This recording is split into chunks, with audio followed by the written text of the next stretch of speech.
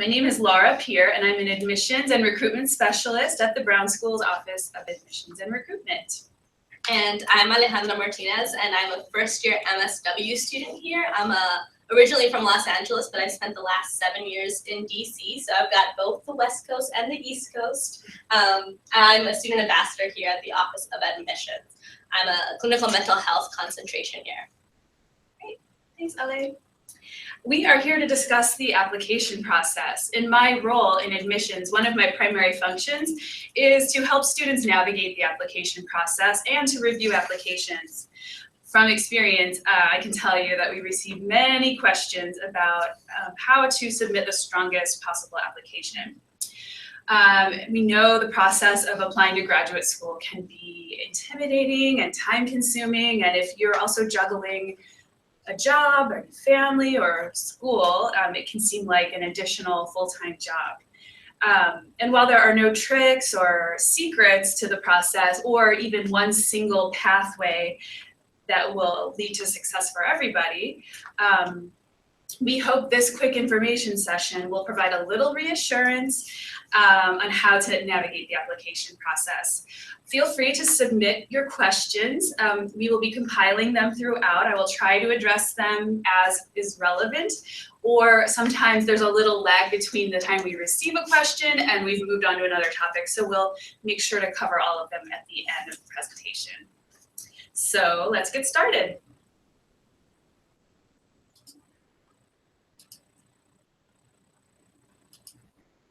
All right. So we will begin with the basics. Our first priority early action deadline is coming up in just over a month from now on December 15th. Those applying to this deadline receive priority consideration for admissions and for merit-based scholarships. And they receive their decision by February 1st and will have full access to apply to our Master's Research Fellowship opportunities. And those will open on December 15th as well. In order to apply for the Master's Research Fellowships, you need to have a completed, submitted application. The next deadline is March 1st. That's our regular decision. At that point, students will receive the next round of consideration for admissions and scholarships. And applications are reviewed for admissions and scholarships based on availability. Throughout the application process, we encourage our interested students to apply as early as possible. Next up, a quick review of the application requirements.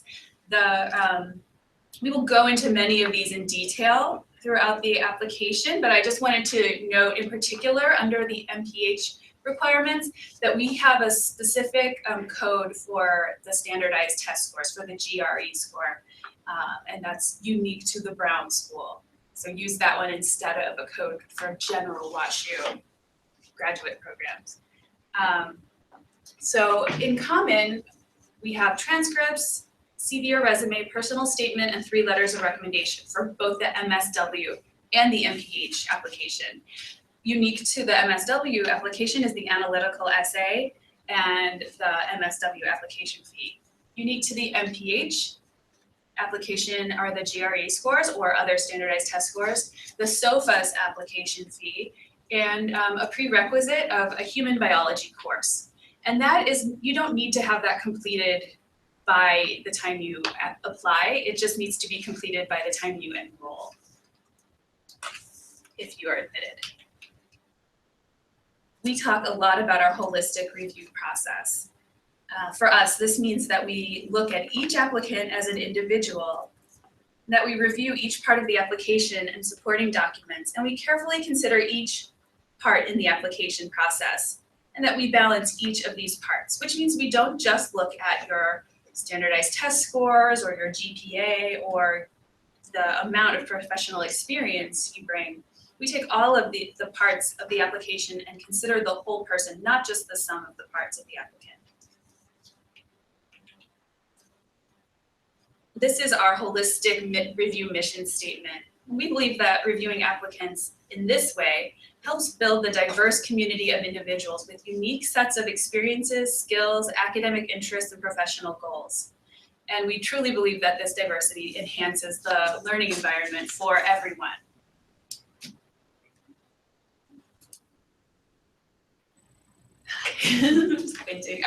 So Ale, you mentioned that you could really feel the impact of the holistic review process in the classroom. Can you talk a little bit about what that means? Yeah, sure. So I think for me, the holistic review is so much more than just part of the process that we, go through to get here to the Brown School. I see it every day play out with my classmates and myself. So when I first applied, I came in thinking that I wanted to work within higher education, specifically with first-generation low-income students, and that was really kind of my goal. And then coming here and being able to interact with so many different people with, passions across the board, kind of helped remind me that I have a lot of different intersecting passions, and that the things that I was interested in within higher education and within that population, also had impacts outside of that. And so being able to kind of have people to bounce ideas off of really allowed me to widen my scope and understanding of the fields of social work, but also public health. And I think that's really helpful in being just a better practitioner overall, is kind of having a wide focus. Great, thank you. Sure. So our next slide is about our letters of recommendation. And so all applicants must submit 3 letters of recommendation. There are a few exceptions, but we won't cover those right now.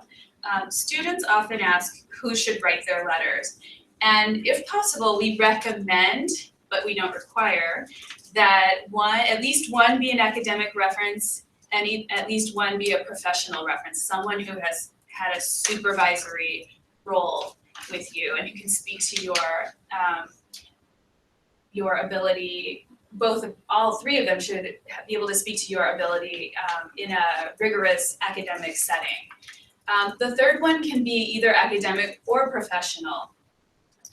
If you've been out of academia for some time and are not able to connect with a former academic reference, that happens and we understand. In those cases, we recommend reaching out to mentors or supervisors who can speak to your strengths in rigorous work environments. And now, Ale, if you could share with us some ideas about how maybe the process of identifying letter references or getting your letters of recommendation submitted. Sure. So I think you did a great overview of talking about the different kinds of letters of rec that you should look for. And I think the things that I want to talk about are really the things that were driven home to me while I worked within higher ed, and that is that you should always ask well ahead of time for a letter of recommendation. Never wait till the last minute, because you kind of want to be courteous of other people's times, and worst case scenario, if for whatever reason they can't write a letter of rec for you, you want to give yourself enough time to find somebody else and ask them and give them the time to write a really good letter for you. A couple of other helpful things as far as asking for letters of recommendation, I always say that you should make it as easy as possible for your letter writer to write your letter. So I often encourage people to, along with a nice note and a conversation with them, also providing potentially your resume or a list of different projects that you worked on with them, or perhaps the highlights of an initiative that you worked on them with. That way they kind of know what to go off of and what you would like to be highlighted. And then also just some background on the actual program that you're applying for, because someone might just love you and would say awesome things about you, but they really want to focus that to the program. So as long as you can provide as much information as possible, I think for them, that'll make their life easier. And a happy writer is a good writer, and they'll write you a good letter. So it's all in your benefit. That's great, thank you.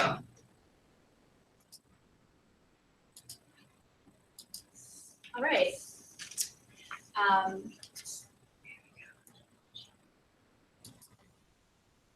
So onto the personal statement, and this is true for both the MSW and the MPH. The personal statement is designed to give you room to share why you're applying to our program. You can think of it as an opportunity to tell us your story and answer questions like, why am I applying to this program now? What do I hope to do with my MSW or MPH degree? What will I bring to the community along the way? Please note that if you are applying as a dual degree candidate to both the MSW and the MPH programs, we recommend that you take the time to tailor your 2 personal statements to each separate program.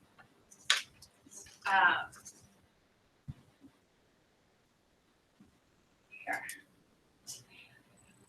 We recommend reading and rereading your personal statement. Take your time with it. Ask a friend or an acquaintance or both to review it for you and give some feedback.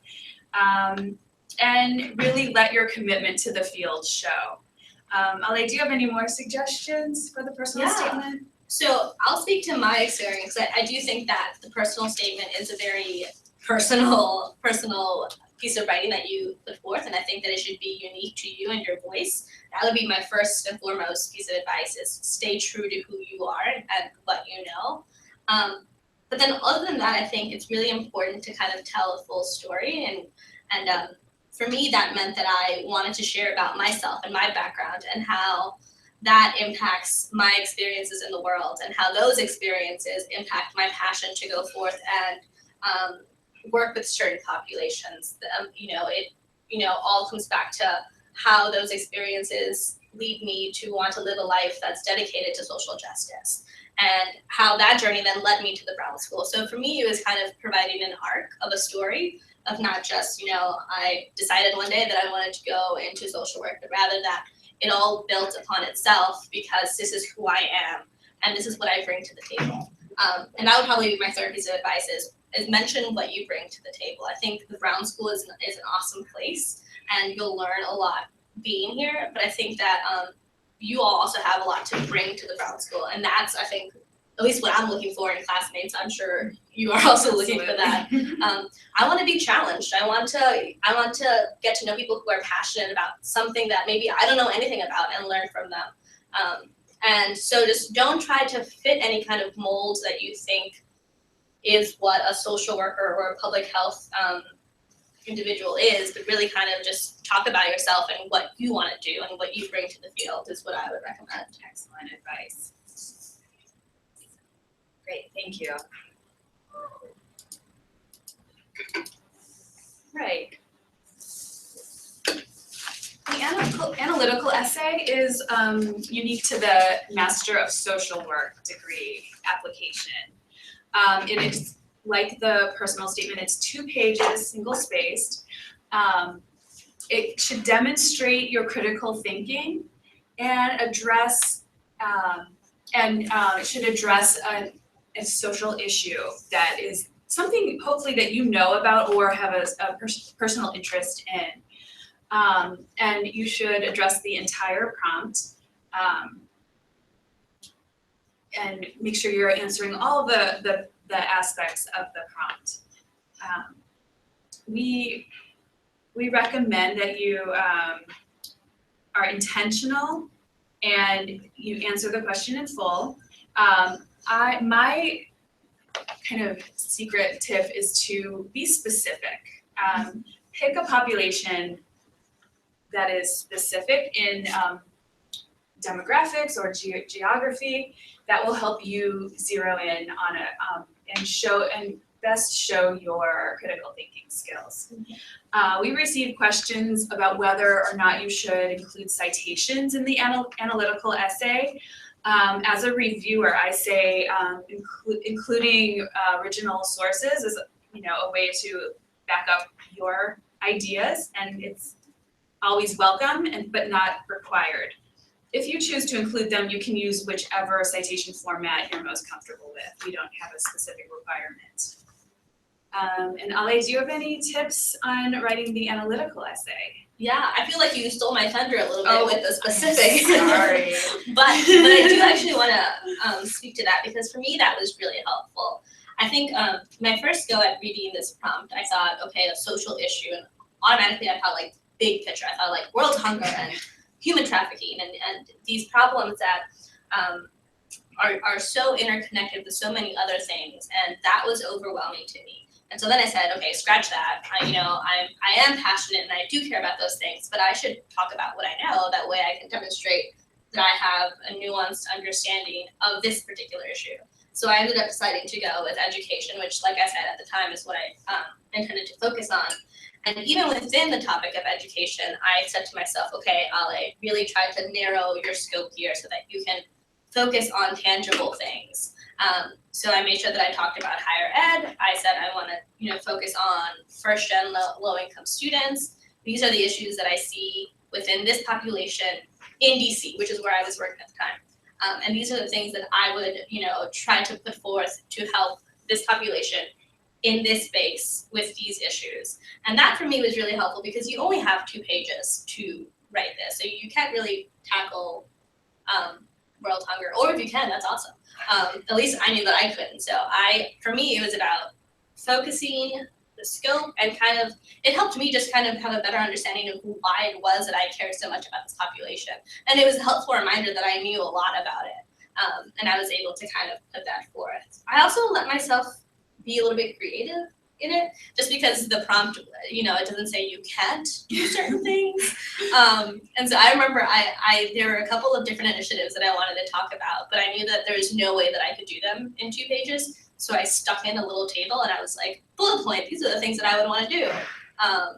And that was for me a helpful way to just get the information that I wanted out there and then pick one of those and kind of delve deeply into that. So I would say, let yourself have a voice, and there isn't any right or wrong way to write this paper, but there is a way to show that you understand what you're writing about. That's what I would recommend. Very nice advice. Thanks, Ale. That's great. And now for the MPH application, we do require standardized tests. That's generally the GRE. We do accept additional standardized tests. You just want to be in touch with us if you have a different one listed there. And we do want to encourage you to schedule your GRE soon.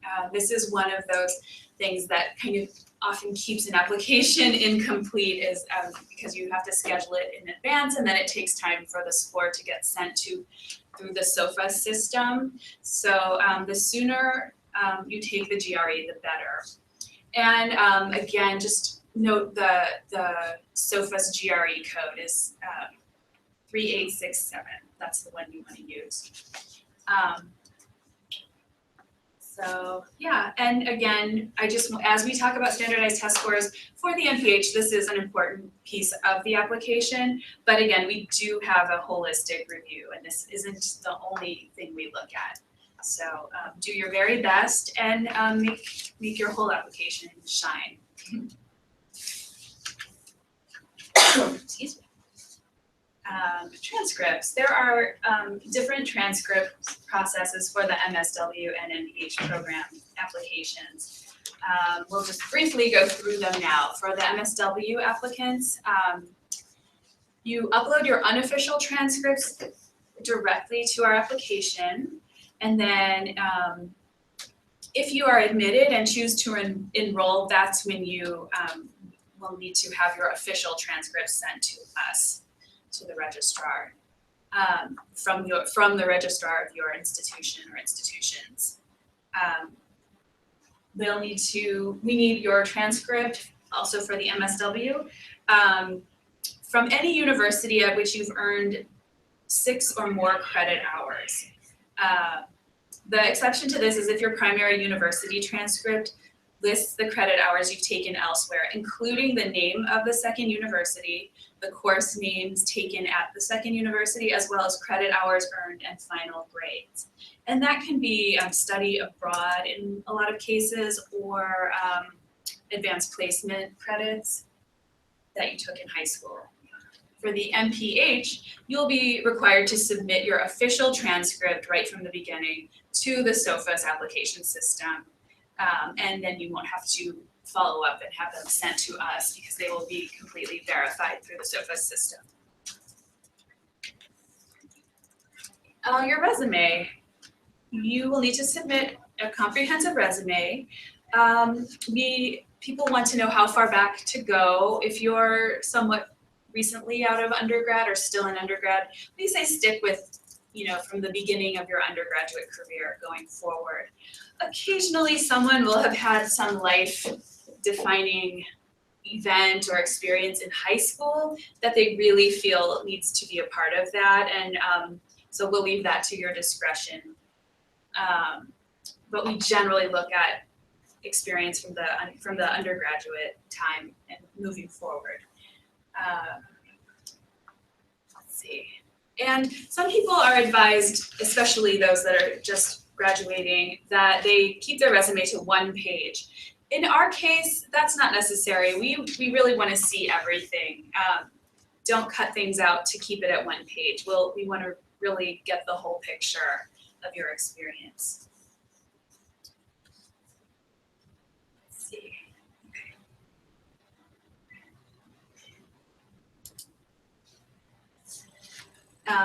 And with these pieces in place, you are well on your way to completing and submitting your application. Piece of cake. After you submit, you will likely have about 8 weeks to wait for your decision. But that doesn't mean you can't continue to get to know the Brown School.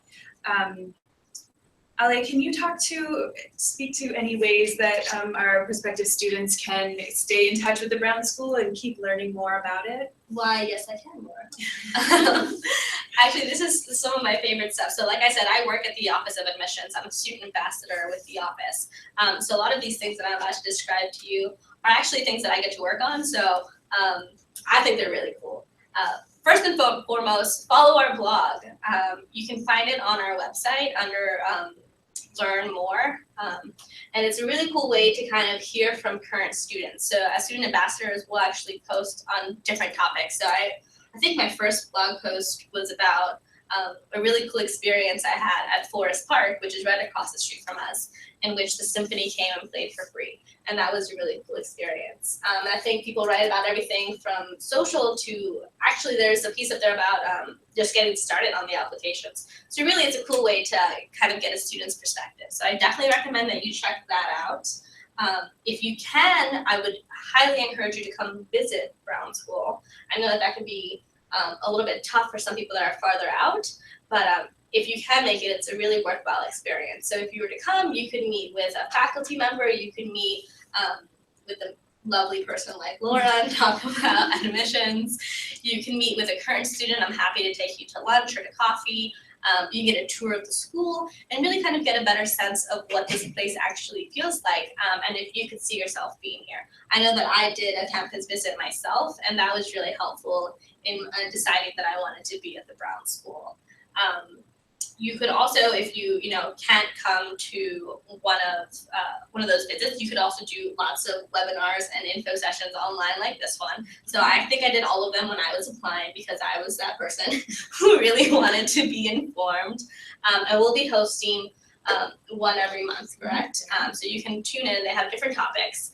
And if for whatever reason you miss one, they're recorded and they're also online, so you can go back and just pick the topic that you want to learn more about. If you actually are someone that's fairly local and can come, we do actually in-person information sessions, and we host those with different recruitment officers here in our office, and they're a really cool way to get to know more information, but then also just put a face to kind of the office, which I found really helpful in the application process. What else? Oh, if you really wanted to, you could call and talk to one of us student ambassadors or set up a Skype conversation. I think those are always really fun. I always enjoy when students call because you get to have really honest conversations one-on-one about what works for you and what you're looking for and whether or not the Brown School has that for you. And I think that having that personal connection is really helpful to some folks. So those are some of the things that I would recommend. I would also recommend, actually, now that I think about it, tuning into our Instagram, which is actually doing a student takeover every Friday from now on. Mine was last Friday, if you want to check it out. It was an interesting day on campus. It was, yeah. Totally worth checking out. Yeah, it's just a cool way to kind of get little snippets of what life looks like on campus here. Because, we can give you a lot of information about the process and, numbers about the school and like how many faculty member we have on staff, or lots of different things. But there is something to be said about having that connection with current students and having their take on it. So I definitely recommend that you pursue one of those options for sure. Great. Yeah. Lots of great ideas. Thank you. Sure. And I would like to give a shout out to our student workers, our student ambassadors in admissions. There's usually someone available to chat if you call our admissions number. And if there isn't one, we can easily set up a time for you to talk to somebody. So they're all very knowledgeable, very energetic, and really great resources. And you can email us too. We're good at email. Yes. Yeah. So we do have some questions. My handy dandy assistant. She's the producer here. So thank you for submitting questions. This is great. One question we get a lot is what the acceptance rate is at the Brown School, and that is a question we don't really track that. It changes from year to year because we have a holistic application process. And we review each applicant for fit with the school. It's not a number that really gives much information about your chances of getting in or anything like that. So that I hope we can, it's not a deal breaker for anybody. And my best advice is please apply and give it your best shot. And just don't think about the rate. That's not at all gonna impact your chances, so just put forth your best application and let the numbers worry about themselves. And someone asked about a preferred citation method for statistics that may address contributing factors for the analytical essay. And I kind of touched on that before. We don't have a preferred method. Just pick one and be consistent in the analytical essay. Once you get on campus, you might be required to follow a certain method, but we're pretty flexible as long as it's consistent and done correctly. We have another one. Could you please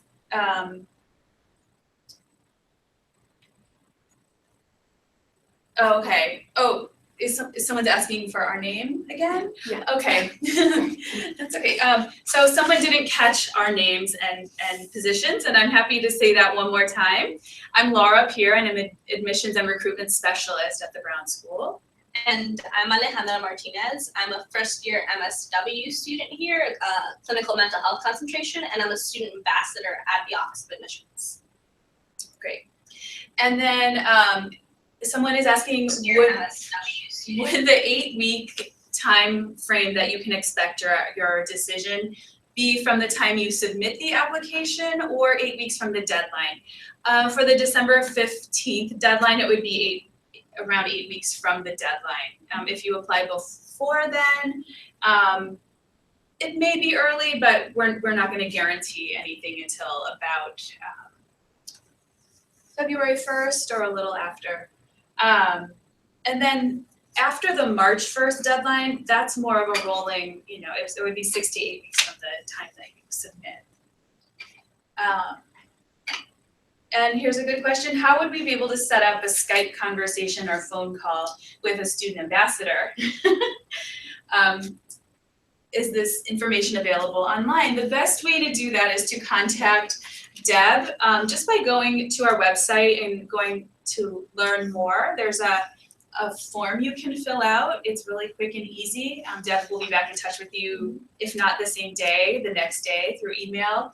And you can just request, and we have a special Skype account, Google Hangout account, and Deb can make that happen based on student ambassadors' work schedules. Very good question.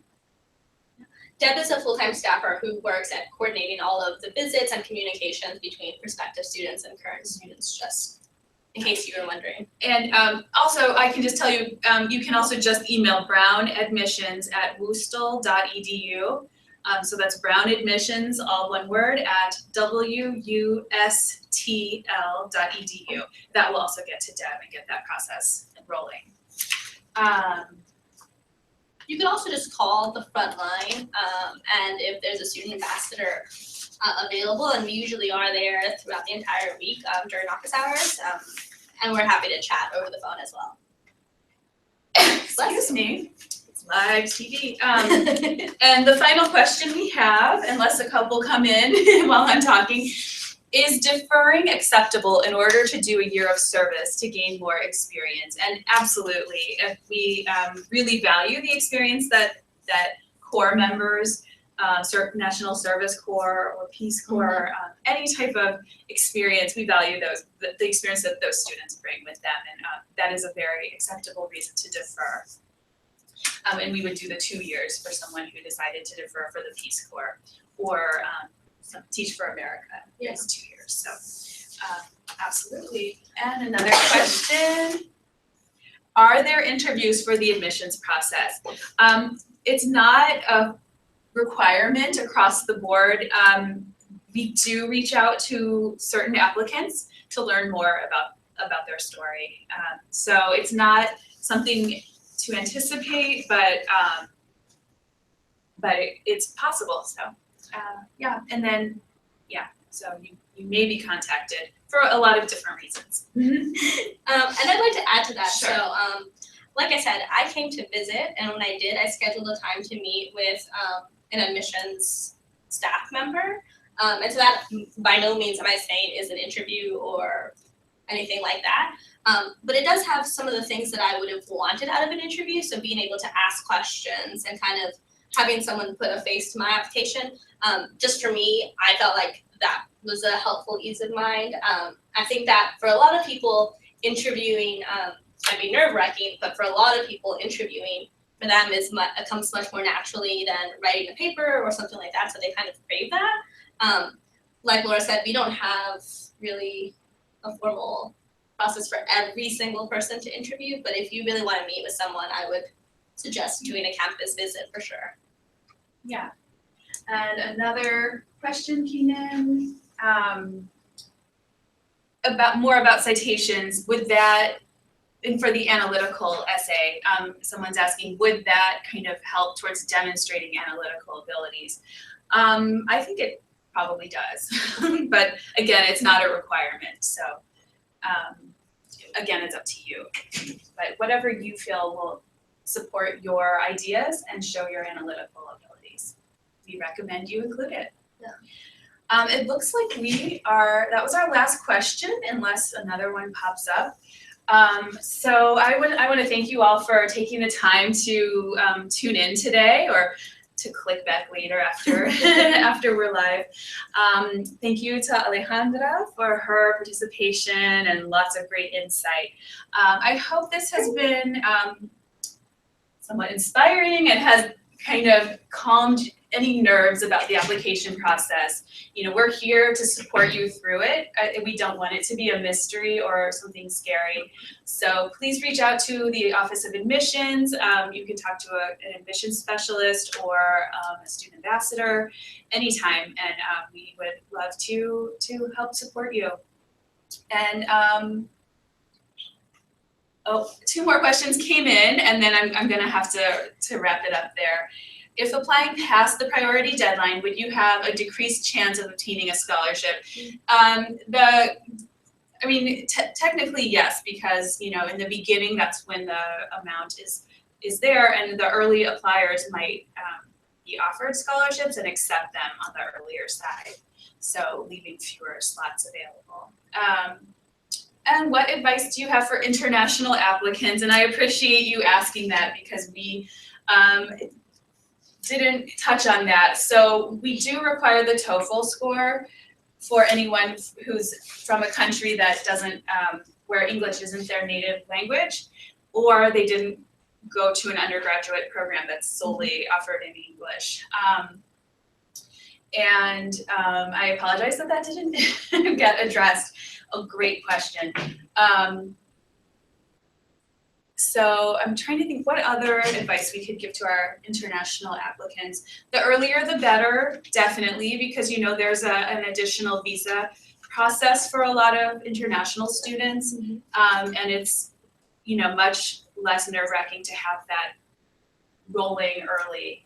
And just be in touch with questions as they come up, and we really do want to help you and make this as clear and pain-free as possible. Yeah. And I definitely recommend reaching out as often as you can in whatever method is easiest for you. So be that email or phone, or if you wanted to do a Skype hangout.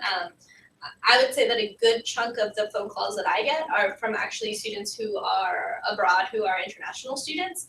And I love that, because that means that, you know, you're really taking the initiative to understand the process, because it is a little bit, I guess, more nuanced than if you're a domestic student. So I highly, highly recommend that.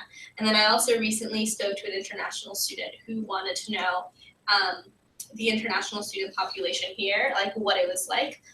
And I couldn't think of a number off the top of my head, which I feel bad now that I brought it up. But what I did want to say is that there is a rather significant international student population on campus. And if that's something that you're craving or looking for as an international student, you will find that here. And I think that at least I've seen my international friends kind of really build a community around that as well. So there is that to look forward to.